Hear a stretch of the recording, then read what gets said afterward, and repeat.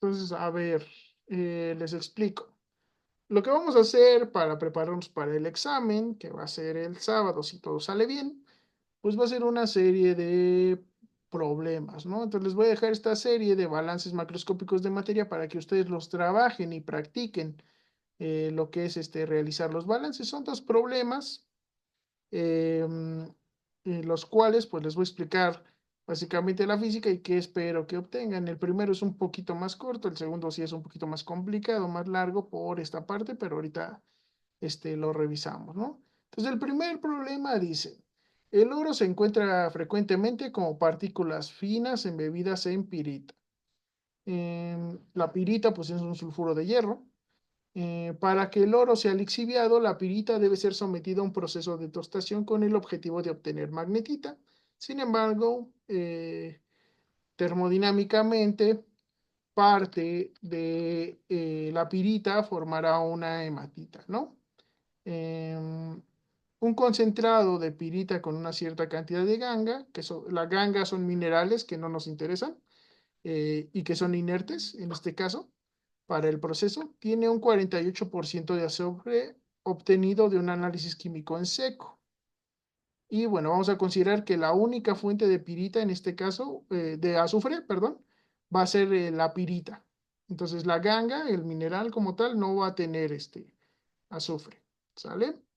Em, el oro contenido en la pirita tiene una concentración de una parte por millón, es muy baja la concentración de oro que puede haber en la pirita. Em, con respecto a la cantidad de pirita procesada, por lo que se puede omitir del balance del proceso de tostación. Entonces ahorita vamos a obviar la parte de que tiene oro, simplemente pues vamos a calcular lo que es la tostación de la pirita. El horno de tostación se alimenta con 22 toneladas métricas por hora de pirita, la cual contiene 8.3% de humedad, además de 200 toneladas métricas por hora de aire seco. Entonces, la tostación básicamente consiste en que metemos un sulfuro o un mineral con azufre y lo sometemos a una alta temperatura, además de ponerlo en contacto con oxígeno, de manera que ese azufre o ese mineral que primero era un sulfuro pasa a ser un óxido. Estos óxidos frecuentemente son más fáciles de procesar en lo que serían etapas posteriores de procesamiento. Es un poquito más fácil reducir el metal a partir de un óxido que a partir de un sulfuro. Por eso lo hacemos, ¿no? En muchos minerales, por ejemplo, para el hierro normalmente no se hace porque, bueno, el hierro es muy económico, el acero, si ven, se produce en cantidades muy grandes, es barato por eso, y partimos de oxígeno. Entonces, normalmente la pirita no se somete a un proceso de tostación. Lo que sí se puede someter a un proceso de tostación muy frecuentemente es la calcopirita, que la calcopirita es un mineral que tiene igual una mezcla de sulfuros tanto de hierro como de cobre. Y ese sí, sí se somete a una tostación para obtener eh, un óxido de cobre y de esa manera procesarlo. Ese sí lo podemos ver de esa manera, ¿no? Para recuperar el cobre. Porque el cobre pues no es tan común en la corteza terrestre como los óxidos de hierro, entonces es un poquito más redituable económicamente que nosotros hagamos eso. De hecho, hasta hace algunos años la mayoría de la producción de aceración o de hierro venía a partir de magnetita, pero ahorita ya hay menos yacimientos, entonces ya se está usando la hematita, ¿no? Para producir ese acero. Entonces, bueno, aquí el objetivo de tostarlo no es per se obtener los óxidos para después recuperar el acero. Sí se va a hacer porque pues, si ya los tostamos, pues ya lo podemos hacer. Es más bien poder lixiviar el oro que trae la pirita. Pues para meterle ese ácido que va a disolver el oro y que no disuelva lo que es el hierro, quedándonos un concentrado que va a ser difícil de limpiar, pues primero tostamos, luego lixiviamos y de esa manera pues ya recuperamos, ¿no? Ok, entonces bueno, vamos a hacer ese proceso. Va a haber dos reacciones posibles con ese azufre, con el oxígeno. a alta temperatura, una formando magnetita y otra formando hematita. Ajá, que es lo que dice aquí. Suponiendo que vamos a realizar un balance de materia del proceso de tostación, suponiendo que la relación másica de magnetita con hematita es de 5:1. Esto es lo que dice, que al final este mineral, el cual partía de tener pirita, se tuesta y vamos a obtener magnetita y hematita. Normalmente la hematita va a estar como al centro, porque la parte externa del mineral pues está muy en contacto con el oxígeno, entonces es fácil que se forme la magnetita, pero al centro puede ser que nos cueste un poquito más de trabajo que difunda ese oxígeno. Entonces, cuando hay así como unas relaciones que no se dejó o el tiempo suficiente o ya no es rentable dejarlo más tiempo en el proceso para tener la conversión completa, y de todas maneras la hematita pues sigue pudiendo procesarse, ¿no? Entonces, bueno, al final pues lo que vamos a obtener es este mineral que ya tiene óxidos en lugar de sulfuro, ¿no? Entonces, parte va a reaccionar para formar magnetita, la parte mayoritaria, parte va a formar hematita. Entonces, a la salida, como nuestra fuente de oxígeno más económica es el aire, pues vamos a tener oxígeno remanente de ese aire, nitrógeno que venía con el aire, eh, dióxido de azufre que viene de estas reacciones, y vapor de agua. Y ese vapor de agua va a venir de que tenía humedad. Entonces, esto de aquí, el mineral tiene cierta cantidad de humedad, o sea, de esas 22 toneladas, no todo va a ser mineral, una parte va a ser agua, la cual, pues como lo estamos metiendo a alta temperatura, pues se va a evaporar. Entonces vamos a tener este vapor de agua por aquí, ¿no? Entonces, ¿cuál es el objetivo del balance? Pues obtener el flujo de mineral que obtenemos al final, y los gases junto con su composición, ¿no? Entonces, composición de este mineral, composición de los gases, cuánto mineral sale y cuántos gases salen. Eso es lo que vamos a calcular, ¿ok? Por otro lado, el segundo problema es un poquito más largo, pero es un poquito más largo porque el objetivo de cálculo es un poquito más, implica que tengan que hacer más trabajo, ¿no? Aquí lo recomendable es que usen un software computacional para hacer el cálculo más rápido, y ahorita les explico por qué, ¿no? Entonces, una planta utiliza gas natural para realizar la combustión de residuos en el alcantarillado. La composición del gas natural es la siguiente, ¿no? Tiene etano, dióxido de carbono, nitrógeno, y tiene metano principalmente. Entonces es un combustible, lo que vamos a hacer es reaccionar con el oxígeno para generar temperatura, ¿no? Con la finalidad de asegurar completamente la oxidación del lodo residual, la combustión se lleva a cabo con una cantidad de aire en exceso. Dada la composición de los residuos, las especies que se producen tras la reacción química, pues van a ser dióxido de carbono, vapor de agua, ácido clorhídrico y dióxido de azufre. Todos estos van a ser en gas, para lo cual, por la experiencia, se debe tener al menos un 2% de oxígeno en los gases productos de la combustión. Entonces, a la salida del proceso en esos gases, esta cantidad de oxígeno debe ser al menos 2% para que el proceso esté operando bien. Considere que el oxígeno y el nitrógeno contenidos en los residuos forman gases diatómicos. Pero la composición de los residuos es esta, ¿no? Tiene cierta cantidad de carbono, hidrógeno, nitrógeno, oxígeno, cloro, azufre y agua. Todos estos elementos son los que se presentan en la materia orgánica. Ahora, no sabemos exactamente de qué está hecho. Eso no lo vamos a saber. Pero lo que sí vamos a saber es que esto va a reaccionar con el oxígeno a alta temperatura para formar estos gases. Pues no nos interesa mucho de qué polímeros o qué hidrocarburos esté formado, sino el producto final. Realmente lo vamos a quemar todo. Y va a tener sólidos inertes, que eso pues simplemente pues, es lo inorgánico, lo que no va a reaccionar, ¿no? Entonces, la planta tiene un contrato para incinerar 3 toneladas de este lodo residual por hora. Considerando que se sabe que la mayoría de los quemadores emplean una relación de flujos molares aire-combustible de 8:1 y 13:1, de entre 8:1 y 13:1, que quiere decir que entra mucho más aire que combustible, y eso es porque el aire tiene nitrógeno. Entonces, si fuera oxígeno puro, esta relación tendría que ser más baja, pero como el aire tiene nitrógeno, pues no todo va a reaccionar. Entonces busca que la combustión sea o completa o cercana a ser estequiométrica.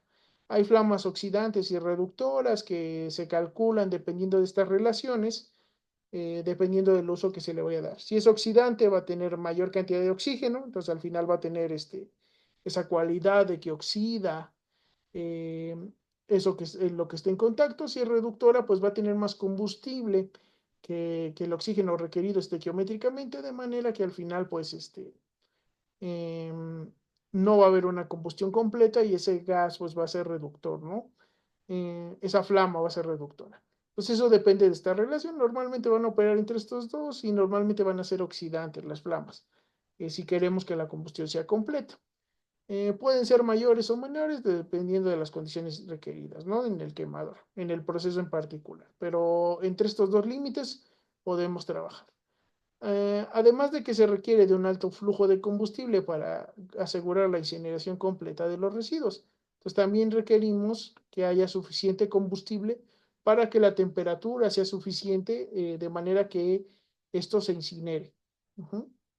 Se usará un balance macroscópico de materia para obtener gráficas de control que predigan el comportamiento del sistema, flujo de salida de gases y composición química de los mismos, bajo distintas relaciones aire-combustible y distintos flujos de combustible.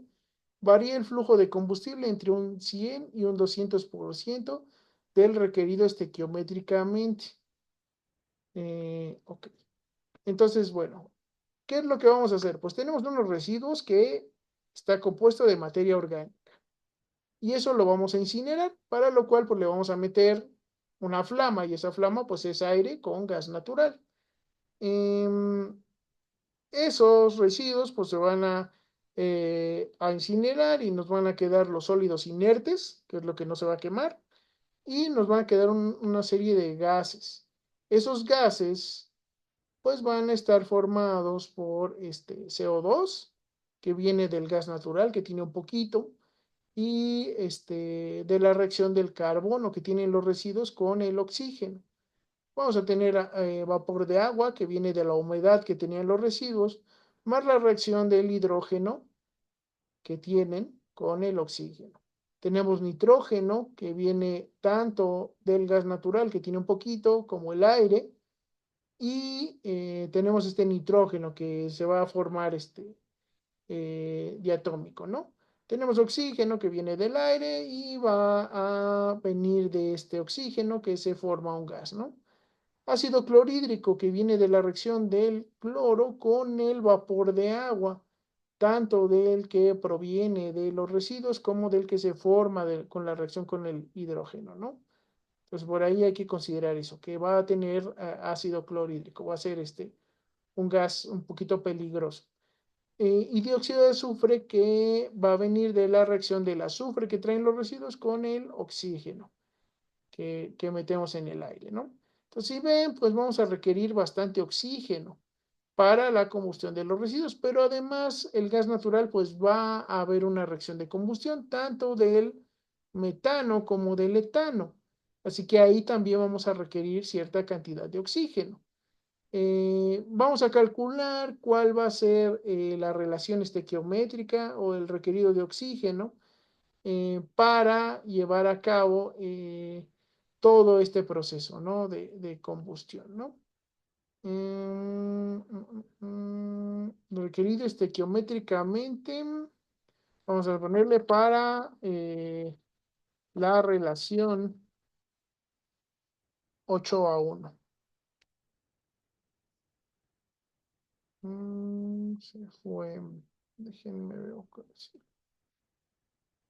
acomodar para que quede en una sola. Parece que no.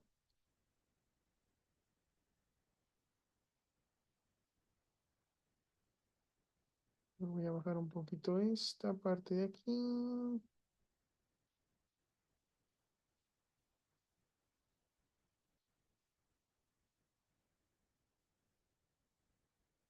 No, ya no ocupo. Mm, bueno, no importa. Se los mando así. Entonces, bueno, lo que queremos es esa cantidad de aire, ¿no? Pues lo mínimo va a ser el 100% para la relación 8:1, pero vamos a irnos hasta un 250%, ¿no? Del estequiométrico requerido. Ok. Entonces, bueno, calculamos esa cantidad de combustible que vamos a meter, esa cantidad de oxígeno que vamos a meter, y al final lo que vamos a buscar es obtener gráficas de control. ¿Y qué es una gráfica de control? Pues va a ser una gráfica que nos permite fácilmente ver cómo se comporta el proceso.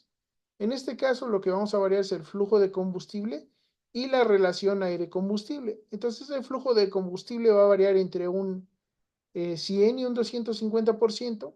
Entonces, el 100% iría por aquí, 250 por aquí. Entonces vamos a ver cómo se comporta y vamos a meter la gráfica de cada una de las relaciones estequiométricas para el flujo de gases a la salida, el porcentaje de CO2, el porcentaje de vapor de agua, porcentaje de nitrógeno, el porcentaje de oxígeno. Entonces lo que vamos a ver es la composición química y y el flujo de gases a la salida. Los inertes no nos interesan tantos, pero pues también podemos calcular cuál es la cantidad de sólidos inertes. Eso es como, no dependen tanto del flujo de aire, siempre van a ser los estequiométricos que tengamos, pues esos los podemos calcular fácil y no es necesario que los metamos al final, ¿no? Eh, entonces, ese es el segundo problema. Em, Se los voy a mandar para que ustedes empiecen a trabajarlo. Y ya lo tenemos explicado. Entonces, la clase del miércoles, en principio, si no tenemos paro de actividades, pues lo trabajamos. ¿Ok, muchachos? Entonces, este es el proceso de incineración. Lo voy a poner verdecito. Ujú. Y este va a ser el proceso de tostación. También verdecito. ¿Ok? El proceso va a ser este y este es este. ¿Ok? Entonces, bueno, nos vemos la próxima clase.